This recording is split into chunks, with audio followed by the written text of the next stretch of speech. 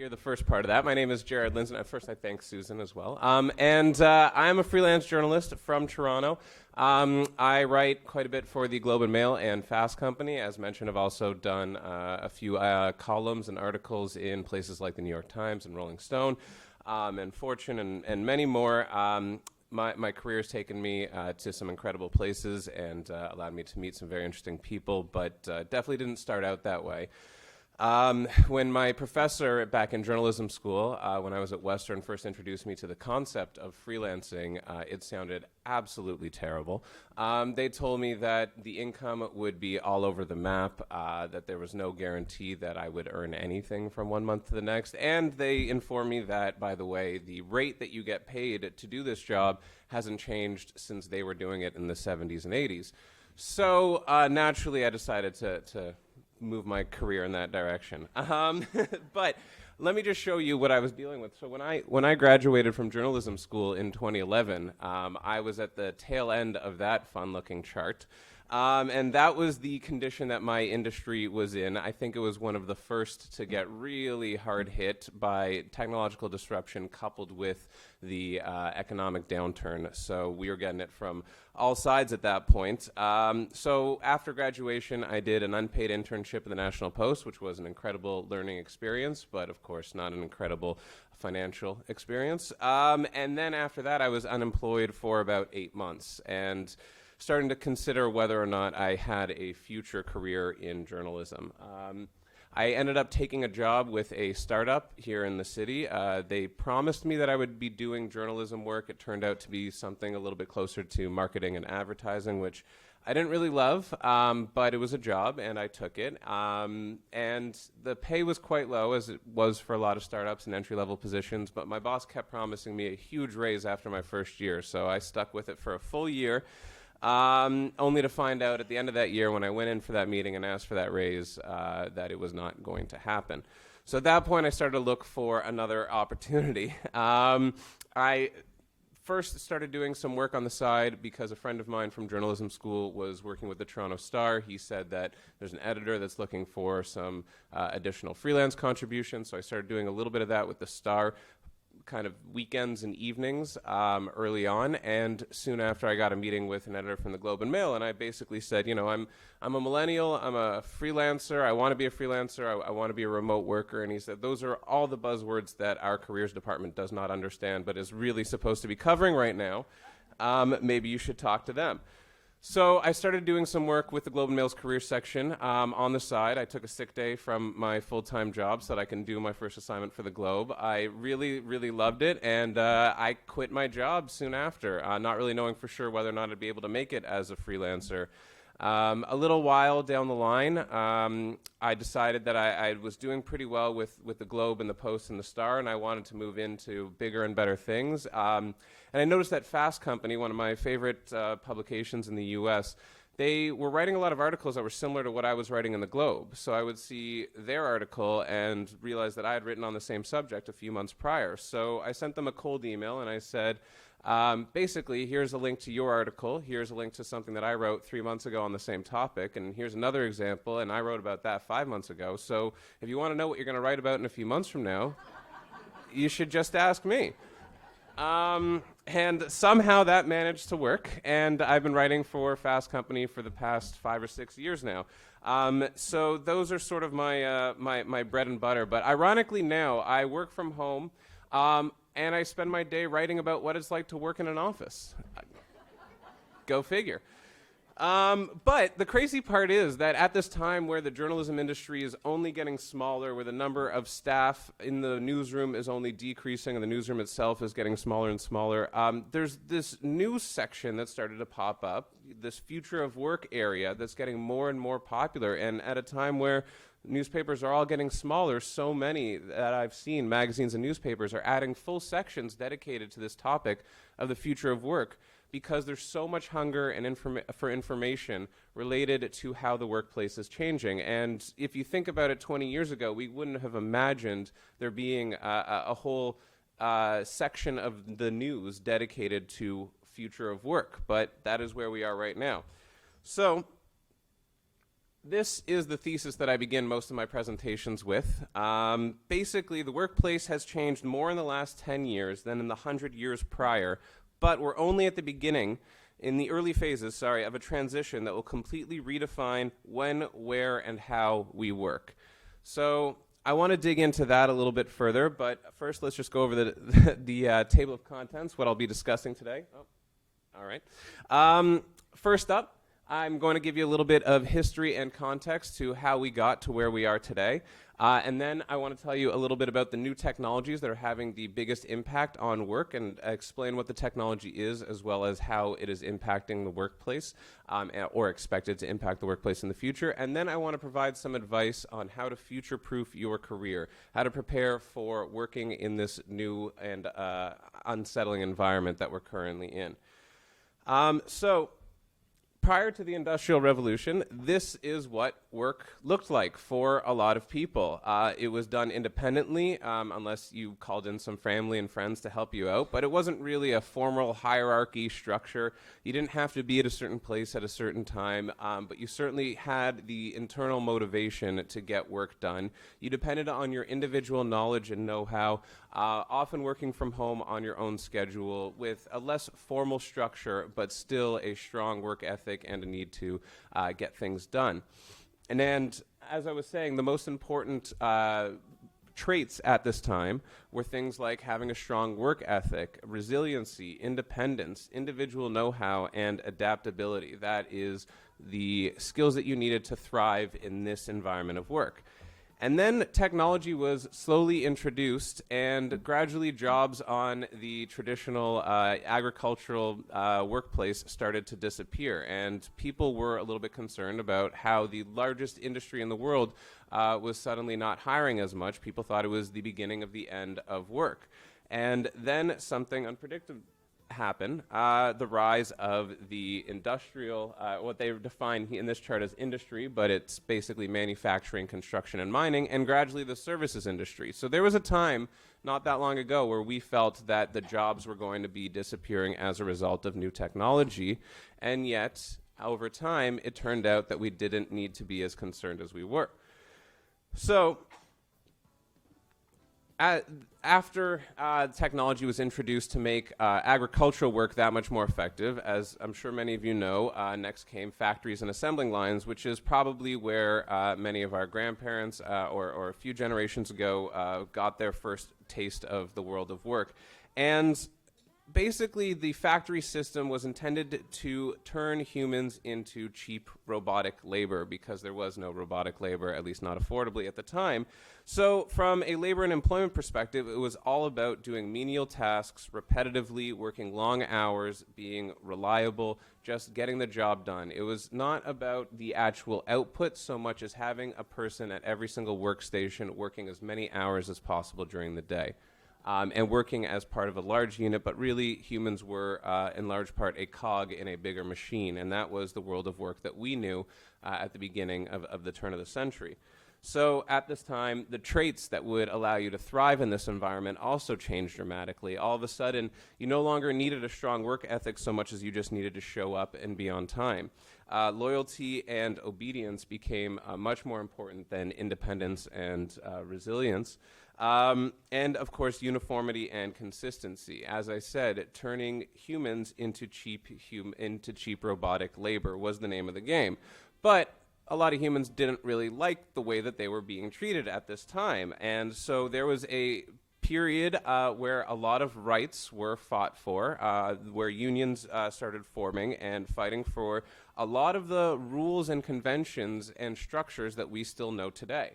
So they fought for things around this period like the 8-hour workday, which might sound familiar. It was during this period where it was also established that there would be a weekend, that there would be a 5-day work week, that there were certain hours that everybody on the planet, or at least in your time zone, were working at the same time.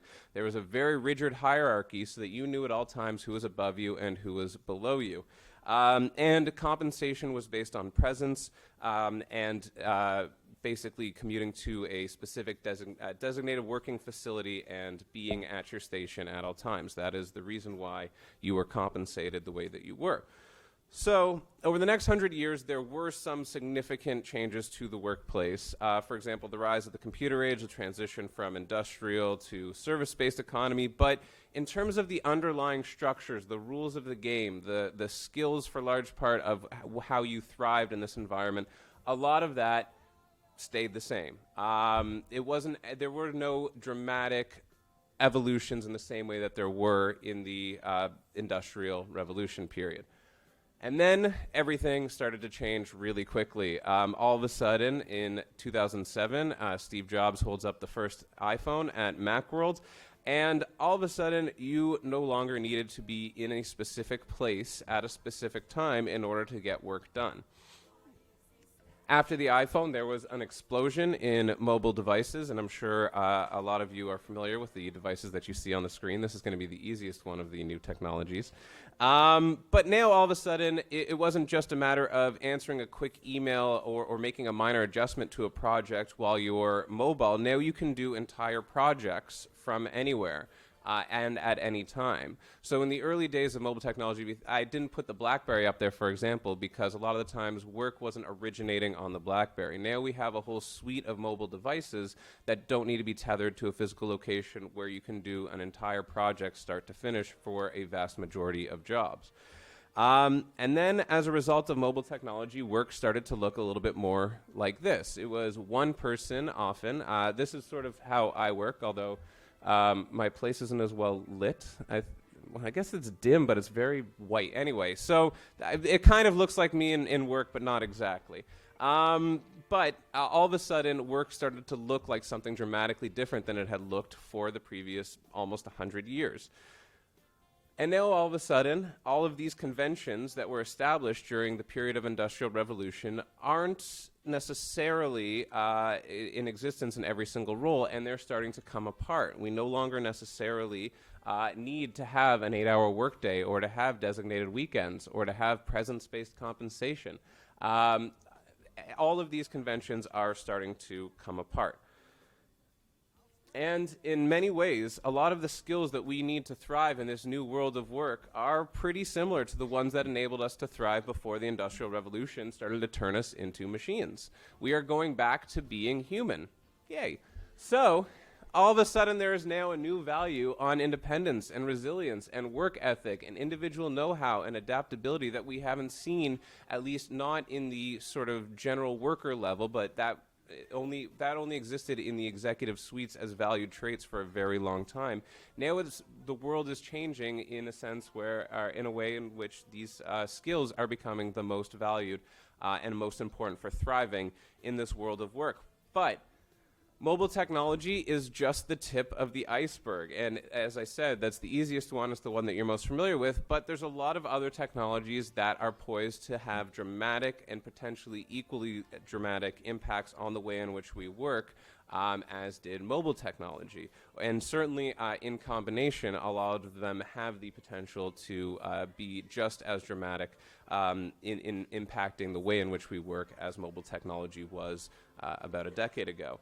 So first, let's talk about the Internet of Things, which is an evolution of mobile technology, and it is effectively putting the Internet in anything that can have Internet connectivity, things that we wouldn't have thought needed to be Internet connected not that long ago. So it started off with watches and fitness trackers. Now you can get smart light bulbs and appliances. There's power outlets, doorbells, thermostats, thermometers, TVs, cars, trucks.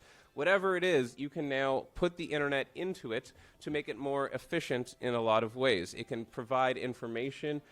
It can basically ensure that you are increasing or maximizing the efficiency of each and every item. And it can also give you new information and new insights just by being able to connect to the internet and other information. So for example, a thermometer that is now a smart thermometer that you give to your child who is sick might be able to tell you of a certain a lot of reported cases of a specific ailment that they might be dealing with based on where they go to school and what the weather pattern is that week and what other inputs they have received. So as a result, Workspaces are becoming more efficient because there are more devices connected to the internet. There is going to be automation and job displacement as a result because specifically tasks that are evolved around maintenance and oversight. This is one area in particular where the Internet of Things is going to have a dramatic impact. Machines that can now, predictive maintenance is basically machines are so sophisticated now that they can tell their owner, whoever it is, that they are 2 weeks away from a part breaking down and you should place that order now so that it's ready to be fixed before there's even any sort of issue. There's now smart inventory tracking systems and fleet management, and the Internet of Things has had a different level of impact for a lot of different industries, but if you want to see its most profound impact, it's probably in the shipping and inventory tracking world. If you think about e-commerce and the explosion that that's had and the impact it's had on the economy, a lot of that is thanks to the efficiencies in shipping and inventory tracking that have come as a result of the Internet of Things. And enhanced workplace safety, as more tools and technologies and security systems and other things are connected to the Internet, they become safer, they have more information to draw on, and ultimately make the workplace a more safe place. Now, all of these tools and devices that are connected to the internet are producing data, and there is a heck of a lot of data out there. We're producing more data every week now than we used to every 2 years, and it is only expected to increase. And this is big business. Right now, big data is a $50 billion industry, and it is expected to surpass $80 billion by 2025. And it's not just a matter of collecting the data, of course, but also utilizing the data. Right now, our data utilization rates are surprisingly low. There was a statistic a few years ago that less than 0.5% of all the data that's ever produced is actually sifted through and analyzed and put to good use. However, that is expected to change with more sophisticated big data analytics tools. But in a lot of ways, this means that personalization in particular is now happening at scale with big data. If you think about all of these devices and technologies and systems that are collecting information at all times, they can now automate personalization, which, if you consider how many industries and how many roles and how many tasks are all about providing a personalized experience in some way or another, that is going to be, anyone who has that role is going to be working a lot closer with technology tools in the coming years, if they aren't already, and they might start looking around wondering whether or not they are necessary in this environment. And certainly our artificial intelligence is potentially threatening a lot of service positions, at least in the early phases of contact with customers. Companies are also using this data to automate hiring. The process is far from perfect, but if anyone here has applied for a job in the last 5 years, they know that they're no longer applying with a human being. They are applying with an automated system. But ultimately, big data will allow companies to make far better decisions about how they run their companies. Now, machine learning, basically the big data, all this data that is being produced and sifted through, when put through very sophisticated machines, can actually mimic human learning in a lot of ways. So, for example, I'm sure if anyone here uses Netflix, Spotify, or Amazon, they have seen that their system is recommending what they should watch next, what they should listen to next, what they should buy next. That is a machine learning algorithm in action. Similarly, when you type in a search enough times on Google, it will know that you are going to type in that search. And one of my favorite examples is the Roomba, which has a very complex onboard machine learning computer that basically maps out a room as it is navigating it. So, for example, if a Roomba crashes into a wall, it's building a map of the room in the onboard computer that plots the wall in that position so that it doesn't hit the wall again. And basically, it is mimicking human learning by basically collecting information that it has gathered itself and putting that information to use in real time. And that is the sort of technology that is slowly being implemented into vehicles and eventually self-driving cars. So what does that mean for the world of work? There we go. All right. So for one thing, any profession based around driving is likely going to be facing automation or displacement in the near future.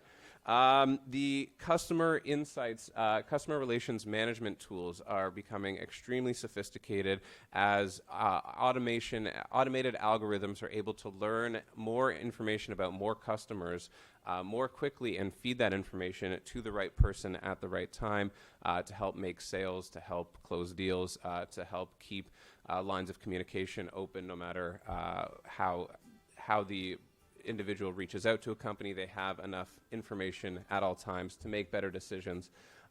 There's also now companies can analyze their own workforce and try and find patterns in the most successful candidates. So previously, they may have been hiring people who graduated from certain schools or who had done something in the past.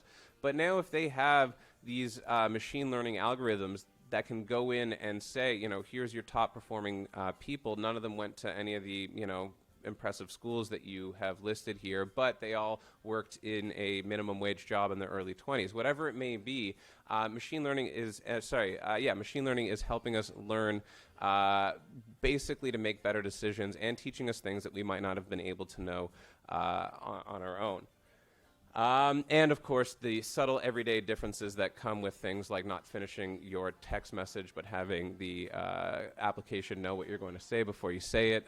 And the same is true with emails. And I'm sure as you are using more software tools, this more of what you normally had to spend time filling out on the internet is already there waiting for you. You should just hit enter. Machine learning is learning this information and making it easier to do your job in some very subtle ways that are kind of hard to notice. So I want to now talk about augmented and virtual reality, which are two different things that often get confused. So I want to start by definitely explaining which one is which and the difference. So augmented reality is overlaying the real world with digital information, whereas virtual reality is a complete immersion into a virtual space. In other words, augmented reality, you are still seeing the real world as it exists. Virtual reality, you are not. So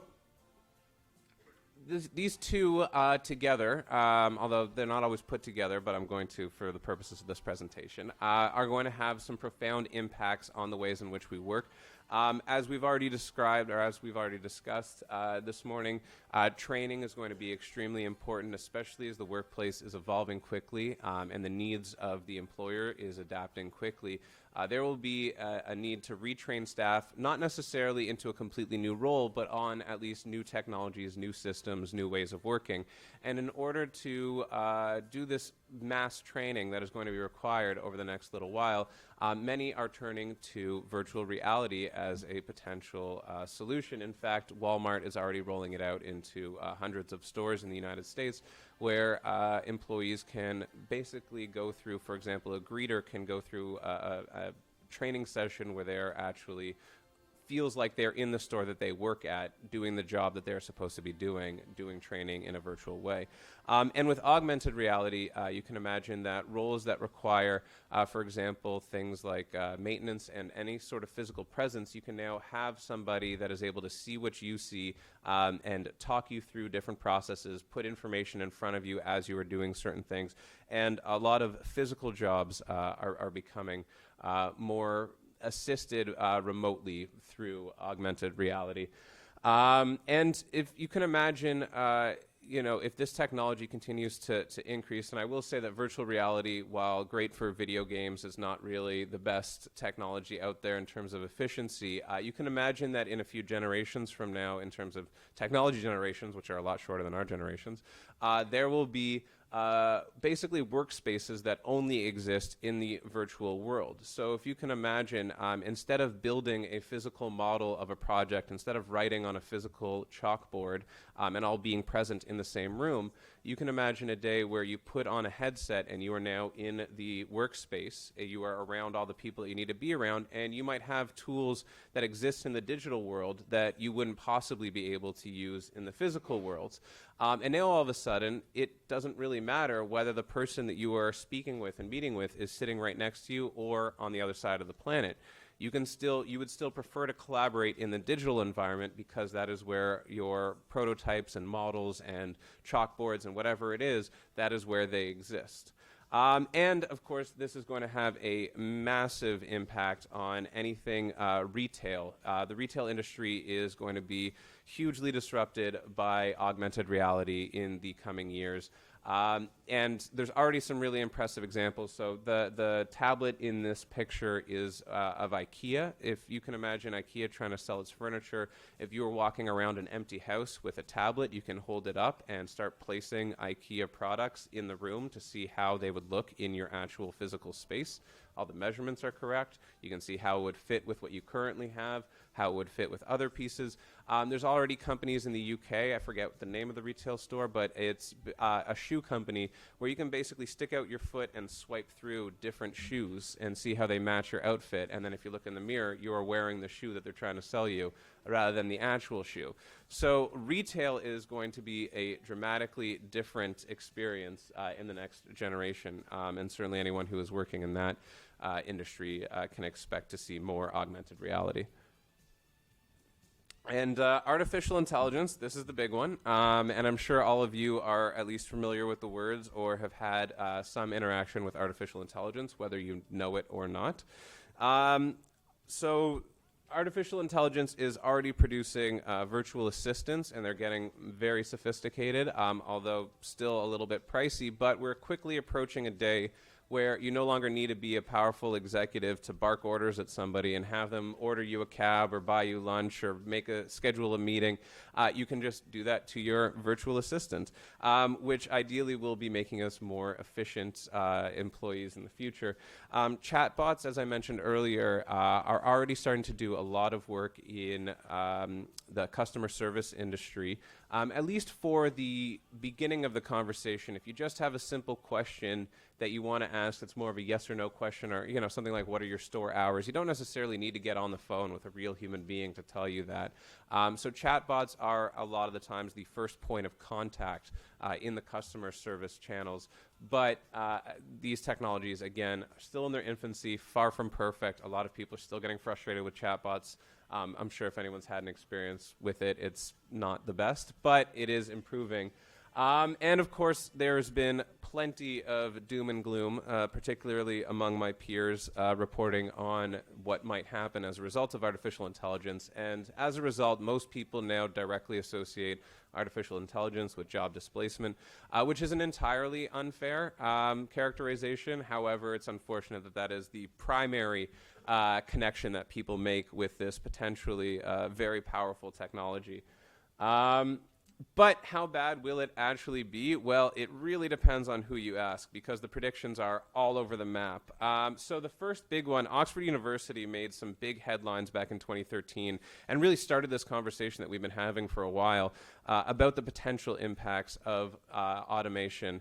And they said that almost half of the American workforce was at risk of being lost to automation in the coming years. And boy, did that send the alarm bells off. And then the OECD followed that up with a study not too long after, saying that of its 21 member countries, only 9% of the jobs within them are going to be automated. And then PricewaterhouseCoopers further muddied the waters by saying that 38% of the American workforce could be displaced by automation in the next 15 years. And then McKinsey, who I think maintains the most, I don't want to say optimistic, but hopefully realistic perspective, believes that almost half of all of the average employee's tasks can be automated, but that doesn't mean that the jobs will necessarily disappear. That just means more efficient employees. So they believe that while almost half of your day-to-day duties can be automated, only 5% of jobs are going to disappear entirely. And in the time since, there have been very many reputable organizations that have made similar predictions that fall somewhere between 5% and 50%. That seems to be the range that we're working in. But nobody really knows for sure. I will add this to the conversation. This is what the OECD said about Canada specifically. So they did a study more recently about their member nations and found that Canada specifically, less than 15% of our jobs are at what they would consider high risk of automation. However, almost 30% of jobs in Canada are at significant risk of change, not necessarily being automated out of existence, but significant change. What's ironic in this conversation, and the part that I find very amusing, is that everybody thinks that everyone else is in trouble except themselves. Study after study has found that everybody is certain that all the jobs are going away except their own. So just to give you a quick overview, the Pew Research Center did a study recently. 65% of Americans think robots will do much of the work that humans currently do, but 82% are very confident that they are going to be fine. Gallup, similarly, 73% are concerned that AI will eliminate more jobs than it creates, but only 23% believe that that will have any impact on their work. Quartz, 90% say almost, or at least half of jobs will be lost to machines in 5 years. 91% feel totally good with their jobs. So there's a lot of different opinions and a lot of different thoughts and feelings, but generally there's this instinct that things are going to be changing quickly and not necessarily for the better. I like to take a slightly different approach, and perhaps you can consider me an optimist, but I like to think that humans haven't been reaching their full potential under the traditional way that we have worked for, as I described, the past 100 years, minus the last 10 or so. Let me just quickly, again, go through this. McKinsey's prediction, the one that I think is a lot more generous and optimistic, says, while we believe there will be enough work to go around, society will need to grapple with significant workforce transitions and dislocation. Workers will need to acquire new skills and adapt to the increasingly capable machines alongside them in the workplace. They may have to move from declining occupations to growing and in sometimes new occupations. What does that look like in practical terms? Well, a lot of people keep coming back to this. It happened before, and so while we couldn't possibly imagine what new industries and opportunities are around the corner, we can take some solace in knowing that there was a time when society grappled with something similar, and in the end, it was okay. And I just know from my peer group that most of my friends who I graduated university with are currently in roles and working for jobs that didn't exist at the time that they graduated high school. And the rate at which these jobs are being created, the ones that we couldn't have possibly predicted before, is only likely to increase with the increase of technology. So, unfortunately, human potential wasn't always well cultivated under the old way of doing things. I found this on the internet. I find it extremely amusing as well. The longer you look at it, the funnier it gets. And so when people say, work has been going very well for a long time, society has been functioning perfectly well, what's wrong with the old way of doing things? I like to point out this chart in some way tongue-in-cheek manner of saying it wasn't really perfect the way things were before. And instead, artificial intelligence and automation is promoting a new way of doing things that completely throws out the old organizational chart, and in my opinion, for better. And so this was created by Deloitte not too long ago to demonstrate how we're moving away from those traditional, very hierarchical structures that used to define the way in which we worked, basically dating back to the period of Industrial Revolution. So if the focus is on maximizing human potential, getting the most out of each and every person that you are employing, rather than just ensuring that you have a person in every single workstation, the workplace itself needs to become a much more human-friendly environment than it was before. As I said, for a lot of human history, or at least the parts that our parents and grandparents were a part of, the goal was to turn humans into cheap robotic labor. Now the goal is to turn humans back into humans. And as a result, we are seeing dramatic changes in the way in which work is being approached and the way in which the rules are being applied. So in a lot of cases, and according to Deloitte's predictions, that means that a lot more companies are going to be looking to work in leaderless structures. Instead of being a 10,000 person company where every single person has somebody that is working for them and below them, are above them and below them, where you know exactly where your place is, where you work in departments with people who who have similar skills and backgrounds. A lot of organizations are looking to build smaller teams because they feel that every member of a small team is accountable, but it's easy to get lost in a crowd of a 500 or 5,000 person company. They don't necessarily want you to just sit with all the people of your expertise. For example, companies used to organize based on accounting department, legal department, whatever it may be. Now, a lot of organizations are beginning to start organizing based on smaller teams, which have all the expertise that they need to complete a specific task. So you might not be, if you are a lawyer, you might not be working with 100 other lawyers.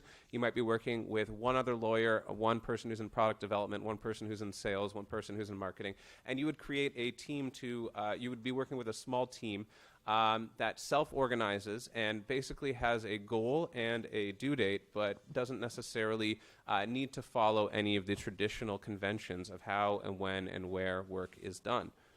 One company that has done this very successfully is Spotify. So the graph that I just showed you a few minutes ago, that was from 2016. This is from 2012, when Spotify threw out its playbook and started building one from scratch. The company had just surpassed, I think it was 300 employees, and they were looking to maintain the startup culture that they believe helped them become a success and disrupt the traditional music industry in the past. They didn't want to be another hierarchical structure where everybody knew their place and everybody had to was accountable to somebody. They decided that they were going to organize groups of people into what they referred to as squads. So these squads of about 8 to 10 people were given a long-term mission. They were teams made up of people with vastly different skills, backgrounds, and expertise. And they were given an assignment and a deadline. And as soon as they finished that assignment, they were moved on to another group. At the same time, these groups of about 8 or so people were working in tribes. And the tribes are about 100 people in total. It's made up of a bunch of different squads. And it's intended to emulate the sort of serendipitous exchange of knowledge that would happen in an incubator setting, which again is where the founders of the company found a lot of their success. And they didn't want to lose that as the company grew. Now, they also have chapters, which, for example, if you are on the legal team, you wouldn't be necessarily working with your other interdisciplinary team members at all times. On very regular intervals, you meet with everyone else who shares your expertise to discuss some of the new challenges that you're facing, some of the new tools and technologies that are available to you. You basically are able to still communicate with those who have similar expertise so you can share information, but then you bring that information back to your little group that has its own goals and practices and deadlines. So this is just one example of a company that is doing this, and one of the first. As I said, they've been doing this since 2012, but there have been countless others that have taken a similar approach. So when employees are no longer hired for one specific role or task, but hired based on their ability to transition into new roles and develop skills as needed, the skills that are required are less about the hard skills, background and education, as they are about what they can bring to the table, how they can adapt and learn and move around through the organization and continue providing value as new challenges arise.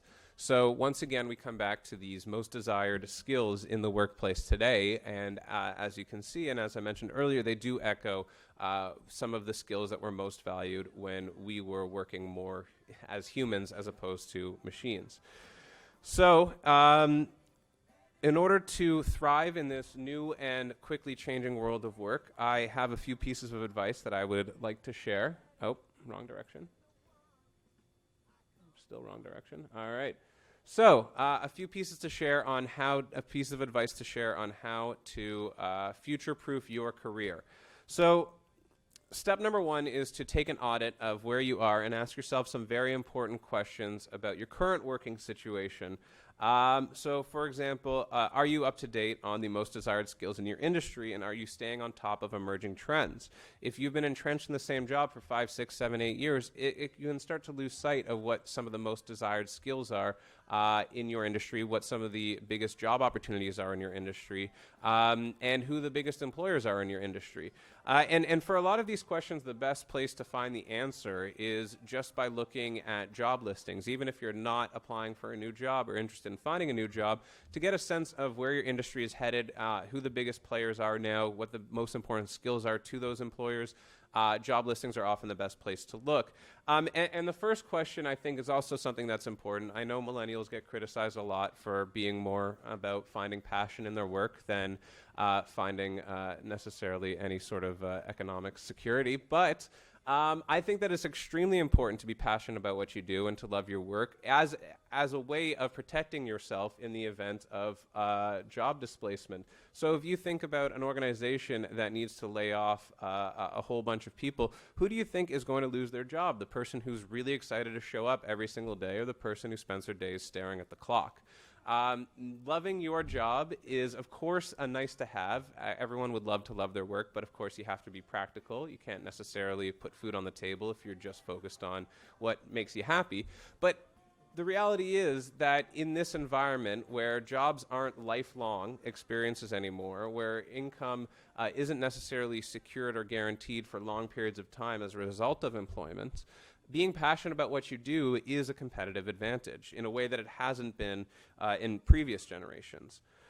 So once you have an understanding of what it is you should be doing and what are some of the most desired skills that might be missing in your industry, the next step is to upskill. And there was a time, certainly in my parents' generation and my grandparents' generation, and even to an extent when I graduated, where there was an understanding that there was a very specific learning time in your life, and then learning time ended and work time began. And such is no longer the case, because in a lot of cases, as I mentioned before, with many of my peer group, many of the jobs that they work today didn't exist when they were in school. The things that you are being trained for in school won't necessarily be relevant in 20 years into your career. They might not necessarily be relevant by the time you graduate. The workplace is changing so quickly that you can't just depend on finishing your learning time and moving on with working time. They're no longer separate. So being committed to lifelong learning is a great way to ensure that should automation displace your job, or should there be a dramatic change in your workplace, that you are prepared to move with those changes and not against them. So fortunately, and that might sound intimidating to a lot of people, but fortunately we live in a time where education has never been easier to attain. There's new opportunities that are different than the traditional classroom setting, although traditional classroom settings are becoming more open as they realize that there is a bigger need for continuing education. But on top of that, we now have online learning programs, anything from a YouTube video to a full online course. There's a lot of crash courses. Fortunately, we live in a big city with all of these schools that can teach you how to code in 6 weeks, or whatever it may be. There's a lot of opportunities to learn new skills that didn't exist previously. And while previous generations may have had to go back to school to get these a full new degree in something, updating your skills isn't necessarily as complicated, doesn't require the same kind of financial and time commitment that it once did. So it's never been easier to stay on top of the most needed skills in your industry. But the most important is soft skills, or as Anne put it, deep skills. I think that's the new term. Basically, we now live in a world where soft skills are just as valuable as the hard skills. And as I've been describing, workers are no longer hired for one specific task for a long period of time. They're often going to be retrained, moved around, and the roles that they find themselves in might not necessarily have a direct correlation with their formal training and background and experience, at least not in a way that it used to, not as direct. And as a result, the most important skills that a lot of us can bring to the table for our employers is soft skills. So our advantage, so on top of that, on top of being more employable as a result of our soft skills, our advantage over this new world of work where machines are getting so much better at being machines, and machine labor is being much easier and cheaper to acquire for organizations, human labor that needs to be quintessentially human is becoming more valued. some of the most important skills, the ones that are listed here, are the ones that machines are a long way away from being able to replicate. As a result, soft skills really matter. And, similarly to there being more opportunities than ever to learn hard skills, there's similarly a lot of opportunities to learn the soft skills that you might need. So if you feel that you are not really good at networking, I recommend going to a networking event with your most outgoing friend and just watching how they interact with people. Again, there's online classes. We live in a city that has a second city improv training for anybody who thinks they're not great at thinking on their toes. There's Toastmasters for anyone who's looking to improve their public speaking skills. Again, there's YouTube videos that can help you work on individual skills, full training programs. It has never been easier to acquire these skills, but they have never been more important. And some might think, well, you can't really know somebody's soft skills until they're on the job. That is also no longer the case. So I have here a list of questions. This was compiled by Glassdoor, and they're called oddball interview questions. And I wrote a story about this for Fast Company recently. So employers have, in recent years, job candidates have been reporting that their prospective employers are asking some very strange questions, and they're trying to figure out why. And so Glassdoor collected some of these oddball interview questions. The one at the very top, it's probably too small to read. SpaceX asked an employee, when a hot dog expands, in which direction does it split and why? Imagine being at a job interview as a rocket scientist for SpaceX, and they're asking you about hot dogs. But I asked a recruiter, why do employers do this? Why is this a thing all of a sudden? They said, well, so the recruiter gave me an example. He said one of his clients he said, when you do the interviews with our candidates, I want you to ask every single one, how do you make a peanut butter and jelly sandwich? And it seems like the most obvious question in the world, but they didn't really care for the answer so much as they cared about the process. Same with the hot dog question. There's no better way to learn how somebody thinks through a problem than to hear them actually think through a bizarre and ridiculous sounding problem. So for this other job, the peanut butter and jelly sandwich question, the role required a lot of strong communication skills. And everyone's going to list communication skills on their resume, especially if it's a requirement for the job. But there's now these crazy questions that are actually helping people, depending on how much detail you go into, about describing this peanut butter and jelly sandwich. And the interviewer was actually instructed to interrupt and ask follow-up questions to try and throw them off. And that sounds ridiculous that this is actually what's happening in these high-pressure job interviews, but this is the way that soft skills are being tested in real time in the job interview process. And so for those who think there's no way to really test for some of these skills, that is not necessarily true anymore. Next is networking, which is extremely important, has been for a long time, but never more so than in this current period of very quick changes happening in the workplace. Mentors can be the most important relationship that you have, and particularly as things are changing very quickly. Mentors help you see the forest through the trees, not through the cheese. They can help answer questions that you might be too embarrassed to ask otherwise. They also provide a safe space to practice some of your soft skills, perhaps your presentation or communication or public speaking skills. They can provide honest advice about what it's like to interact with you and what it's like to work with you, and how, what sort of skills you should be looking to increase. And, in the event that something happens in your career and you suddenly find yourself out of a job, they are, I was talking about mentors here. So I got my wires crossed here. So sorry, the next one is mentorship. Very important, but before we get to that, I apologize. We'll go into networking. Sorry, I threw myself off there for a second. Networking is extremely important because at a time where opportunities are changing very quickly, it's important to know others in your industry that can help direct you and give you a place to go. It's also important, most jobs these days are not found based on the thousands of resumes that are landing in inboxes for job applications. Most jobs are filled through networking, and I imagine most people in this room have their current job not through a job board, but potentially through actually knowing somebody. Next one, find a mentor, and I apologize for getting those confused. But when you are working on expanding your professional network, mentorship is extremely important because mentors can help you find experts that you can interact with. They can help expand your network. They should be the first call in the event that you do get downsized. And as I mentioned, they're a great, they provide a great opportunity to practice some of those soft skills in a safer place, perhaps to ask questions that you wouldn't be comfortable asking outside of that trusting relationship. And so this study shows, this is a very recent study that I reported on, 76% of people who have a mentor find it to be important or very important to their career development. So very important to have a mentor. The problem is that most people don't. In fact, only 37% of people do have a mentor. And part of the problem is that we are really afraid of asking people to be our mentors. In fact, only 15 or 14% of the mentors of those who have mentors that were interviewed for this study actually approached a stranger and developed a relationship and asked them to be a mentor. As a result, if you're waiting for a mentor to just naturally appear or for that relationship to develop naturally, you very well could be waiting forever.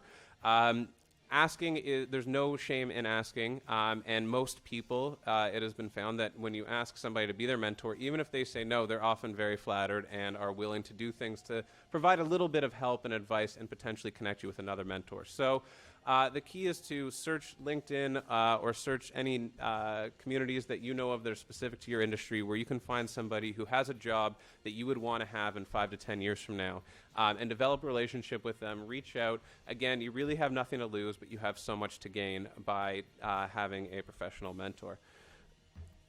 Next, this picture of me again from the beginning, because this is a picture of me working at my actual full-time job. What they didn't know when they took this picture is that I was also side hustling for the Toronto Star and the Globe and Mail at the time. But as I mentioned, I was working a job that I really didn't feel passionate about, and my side hustle, which was doing freelance journalism, was not a means to an end. It was not the next career path that I was planning on taking. That only came about later. When I started freelancing, it wasn't even about the money. I just had this hole in my career experience that I felt something was lacking. I went to journalism school to become a journalist. I was always very passionate about becoming a journalist, and then I found myself in a job that wasn't quite journalism. It was not what I had imagined, not what I was passionate about doing. And so I was able to, in my opinion, be more satisfied in my overall career situation because I knew I had this side pursuit that was allowing me to pursue my passion and to fill the gap that was missing in my career experience. But of course, it ended up working out very well because that is now what I do full time and the reason why I am here before you today. I definitely didn't think it would get me to this point, but like I said, something was missing, and I really wanted to fill that gap. But even if you're not doing a side hustle out of passion, there's a lot of reasons to pursue one. First and foremost, if you are potentially concerned that automation and artificial intelligence are going to displace your job or result in downsizing, it's always good to have a backup plan, which a side hustle can absolutely provide. And of course, it's always nice to have a little bit of money. On top of that, just pursuing this opportunity can potentially provide a lot of additional experience and network contacts that you wouldn't have had otherwise. So when I was working for the Toronto Star and the Globe part-time, I was developing my professional network in ways that I couldn't possibly do in my professional job. I was getting experience that I really wanted to have but couldn't possibly get in the 9 to 5 that I was working. And like many of the things we've discussed today, it has never been easier to get your side hustle on, as the millennials say. So no matter your passion or no matter what you are interested in doing on the side, whether it's driving a Lyft or an Uber, renting your place out on Airbnb, creating designs for 99 Designs, there's Contently, Fiverr, TaskRabbit, Etsy, Gigster. You can put videos on YouTube. You can do Spotify if you're into music. You can produce music and put it up on Spotify. There are so many ways to pursue a side hustle these days, and it can provide so much fulfillment and potentially extra income and security to your full-time job that I personally believe everybody should be pursuing it. And finally, I think the most important thing to do if you're concerned about automation and the future of work is to reframe your career and particularly reframe your relationship with your employer. So as we know, throughout a long period of human history, people could depend on their employer to provide training, to upskill them, to nurture them, to build their career over 20, 30, 40 years. And such is no longer the case. Often it is up to us to pursue opportunities on our own. If you want to advance your career, it's often more prudent to actually go out and chase that opportunity than it is to sit around and wait for your employer to hand it to you. Education and training, there's been a lot of studies that show that training budgets are in decline. A lot of the times employers don't want to train somebody so that they can leave after a year and take those skills that they just invested in to somebody else, potentially a competitor. A lot of the times it's up to the individual to pursue training and development. And at the same time, you need to consider yourself now a service provider. You have something to offer, and you have one client right now, assuming you only have one employer.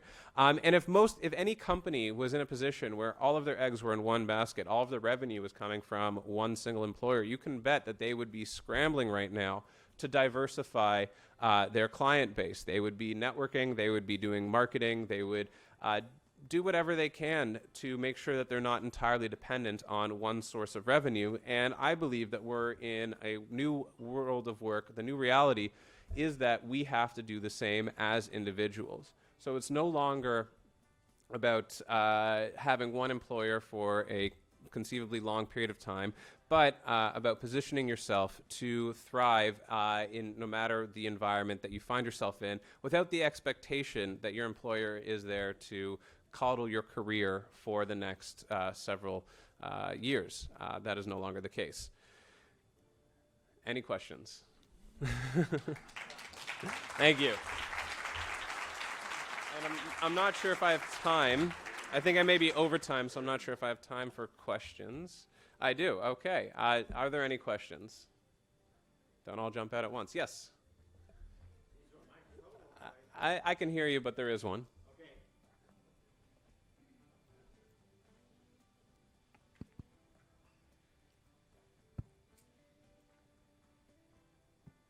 Are we on? Yes. Jared, that was excellent. Thank you. But I think you did a disservice to the 20th century. You mentioned early on that the changes in the next 10 years are going to be greater than the last 100. Yes. The older I get, the more I appreciate what's happened in history. And I looked at that period of time between 1880 and 1920, and we had a lot of major disruptive technologies then. We had the first cars, the first planes, the first radio transmission, the electrification of homes and businesses, and many others. And that really framed the 20th century. And as your chart showed, agriculture declined in importance, but the 20th century used those disruptive technologies and created the auto sector, the oil and pipeline sector, planes, radio and TV broadcasting, telephones, which led to the internet. Yes. And in the 20th century, and this loops back to what you said, in the 20th century, most of the new jobs never even existed in the 19th. Yes. So, but what we're facing today is not new, and I think some of the lessons that we as a society learned around 1900 can help us manage how we move forward from today. Exactly. Yes, that was the point I was hoping to make, and I didn't mean to completely disregard the last 100 years. But in terms of and I mean 100 years from about 1920 to about 2020, and in that sense, it's more about the conventions, as I mentioned, the 8-hour workday, the 5-day work week, some of the rules and structures around work that I was discussing, I felt were changing. But of course, as I tried to articulate, there was a period like this about 100 years ago where there was similar levels of change, similar heightened concerns about the future of work, and no possible way to know that there was so much opportunity that was coming as a result just around the corner, which is why I tend to take a more optimistic view when the rest of my industry seems to be banking on doom and gloom in order to sell newspapers. I really don't think that automation and AI will completely disrupt the world of work and that there won't be enough jobs in the future. I just think the skills we're going to need to thrive in that world are very different than the ones we had needed previously. Thanks. Yes?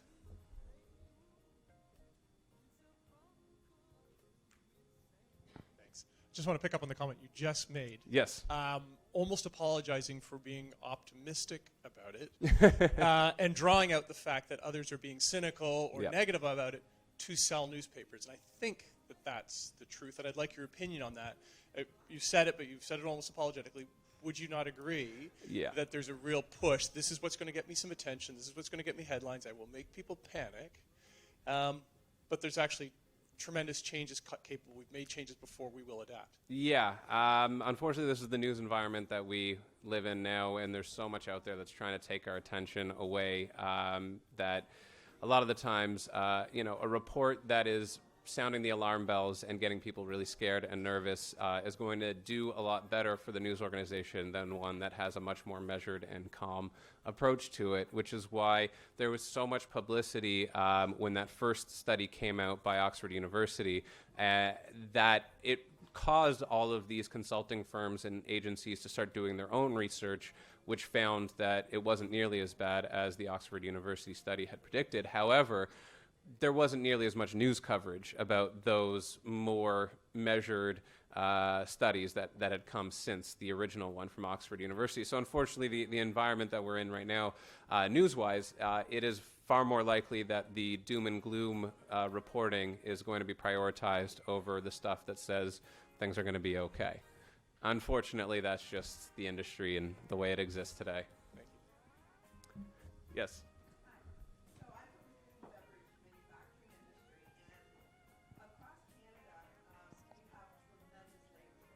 Mm-hmm. All the workforce tightness, call it whatever you want to call it. And so we're actually looking forward to some of that technology. Yes. Taking some of the foundation level work away from individuals that we can forward train to do value add things that our business can't do. We can't export like Canada wants us to because we have such a critical shortage. This isn't just in food and beverage. This Right. is across all the sectors in Canada. So a lot of this moving forward with technology and AI is actually a positive step because it will make a lot of things easier. However, we have a workforce that, and we're just launching a program right now that's yielding some amazing results. We're not training our people properly. Right. So the skills that you're training today are going to be gone 3 years from now. Mm-hmm. A lot of occupations will be gone 5 years from now. The WEF is telling us that. But, and yet, I teach some cohorts of university level students, and forgive me for saying this, but they can't critical think their way out of the box. And the skills we need going forward, I think Jack Ma said it the best, is the creativity, is the actual things that our brain can do that AI cannot do. There's no Right. algorithm for it. So the adaptability, all the soft skills that you talked about are important, but whoever taught them? Right. Well, that's the problem. And trust me, there have been so many calls for the education system to reform in light of all these changes, especially at the elementary level and high school level, and nothing has really happened as a result. We're still learning, there's a lot of subjects that we are learning that are not nearly as relevant as the soft skills that we're actually going to need in the workplace, which is why everywhere I go, I'm recommending pursuing those on your own and particularly being self-aware enough to identify a gap in your soft skills to pursue it. I'm not saying that everyone is going to be able to do that necessarily or have the foresight to pursue that, but if you're concerned about future-proofing yourself and your career, that is one of the top things that I would recommend, because the soft skills, as I said, are becoming more important, and there's now ways to actually test for it in a lot of ways that our companies are finding innovative ways to really dig into soft skills in ways that they hadn't previously. Yes. We find that a lot of perhaps those that have graduated from higher education find themselves sometimes because of financial need working at Starbucks as a barista Mm-hmm. or whatever, not to say Starbucks, but you know what I'm saying? They find themselves having to, for financial need, take a position that is lower Yes. Technology and AI that will take away some of those foundation level jobs, the need for that higher education will be there. Absolutely. So they could probably find themselves filling those shoes a lot faster than we do today, just simply because of the workforce shortage. Absolutely. And actually, I was going to include as part of my presentation, but I ended up cutting it for time. A lot of people were saying that, you know, if soft skills are going to be the new sort of currency in employment in the future, that far advantages those who are well off enough to pursue things like, you know, spending a summer volunteering abroad, and ultimately disadvantage those who are going to spend that same summer working, you know, a minimum wage job. The response from employers has actually been the opposite, that when they look at two candidates side by side, the person who is doing volunteer work abroad isn't necessarily valued over the person who is learning a lot of soft skills working a minimum wage job, getting a lot of that foundational work knowledge, just the sense of how to exist in a workspace that the person who's volunteering abroad might not be getting. And so I'm a little bit encouraged by the fact that employers are tuning in to the idea that a lot of those, you know, early jobs are valuable. I will say, when it comes to automation, I don't see it having as big of an impact on the minimum wage jobs as people say. I'm not saying it's not going to have a big impact, but if you think about your average grocery store, there was a period 2 or 3 years ago where the idea of somebody actually taking your items and, you know, putting them on the machine and putting them into a bag for you, that was going to be gone. We now have, you can do self-checkout machines. We never need people for those positions anymore. Companies started putting in the self-checkout machines. Customers complained to high heaven about how annoying it was and how they actually enjoyed the human interaction. And now most places you go, you'll find that you have an option to do either. So a lot of the things that have been predicted will be completely automated out of existence. There's been pushback.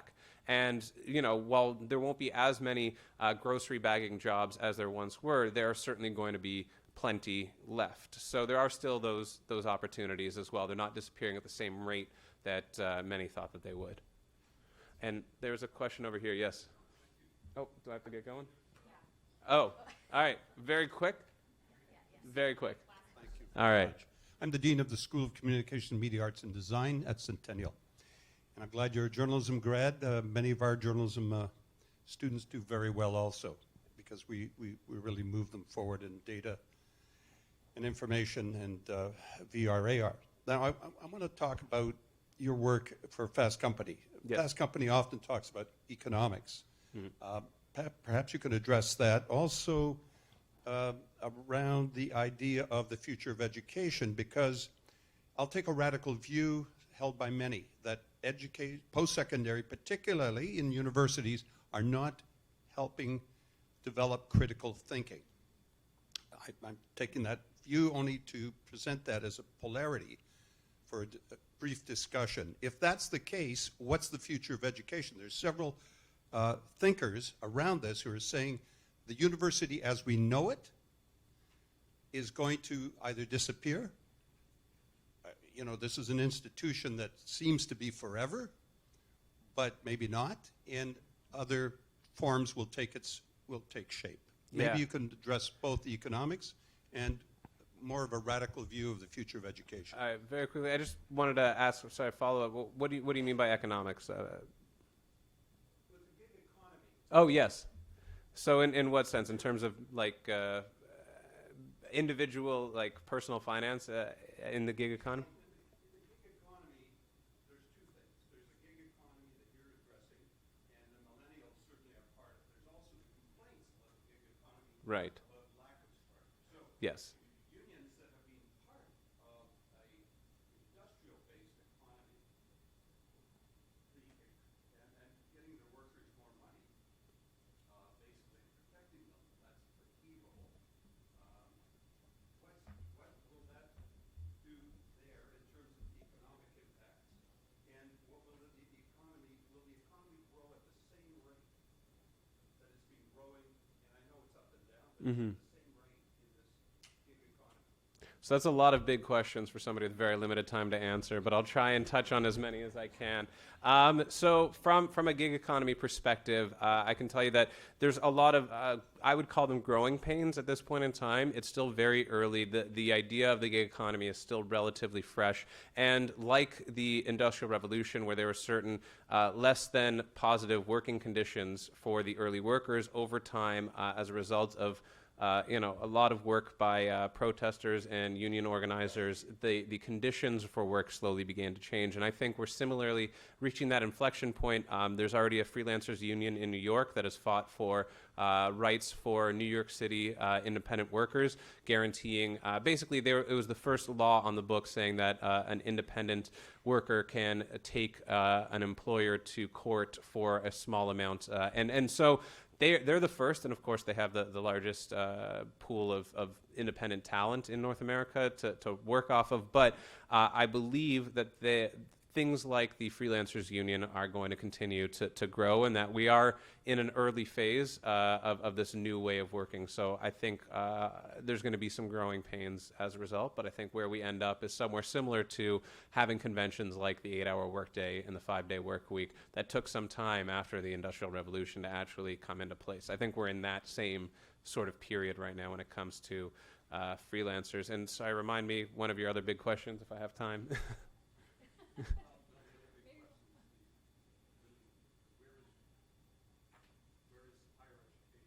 Right, the higher education question. That's a big one, and I really could dig into it, but I think they would kill me, so I better get going. But thank you very much. Thank you.